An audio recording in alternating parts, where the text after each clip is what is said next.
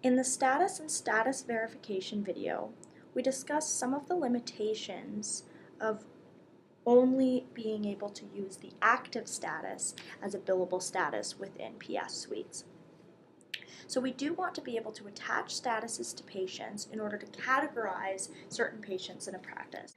This is critical for practices that offer specialty services to patients beyond the family practice, such as maternity care, where a patient would only be seen during the duration of her pregnancy and immediately postpartum, or a surgical procedure such as a vasectomy, or in order to differentiate between a walk-in practice and a family practice. So PS is limited within this function as the status field cannot be configured, but there are some workarounds. So I'll show you how to access the basic demographic info. The easiest is just to double click on this white space next to the address field. Pulls up the demographic bars. So this is the patient status area that we're discussing. You can see that there is some limitation in the options for different statuses, and the active status is the only billable status. So for any panel patients or any patient, that you do want to be able to sort into another category but still remain an active patient, we do want them to be active. There are a few different options for how to use an alternative to this patient status form to categorize the patient. The first is in this comment section. So you could use, as you can see here, it says ver 2016, so that indicates that this patient was verified in 2016. So you could use it for that purpose. Or if I wanted to categorize this patient as part of a maternity practice, I could just free text maternity into here.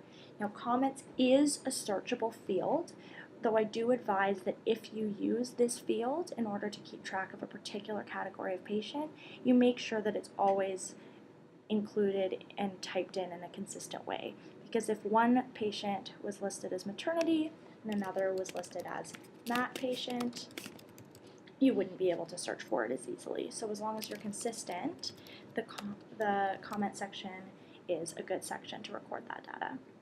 Another alternative is in the Other Provider section. So this drop-down does not affect the primary provider, which you should use to attach a patient to a particular physician, but the Other Provider section, you actually can customize the list. We're a little bit limited with our options within this sandbox right now, but for example, we could select the PCN nurse and say that the PCN nurse only covered a particular type of practice, say that they were the one that covered the maternity practice. You could also list a provider as maternity doctor, that sort of thing, in order to differentiate between your patients. You may also be able to create a provider called Dr. Walk-in, something like that, and you could either use that in the Other Provider section or the Primary Provider section, depending on the best way to operate your practice.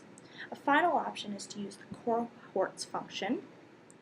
So patients that are seen on just a consultative basis can be added to a cohort, and these patients would need to be excluded from all searches and reminders, but we can show you more details of how to use the cohort function in a future video.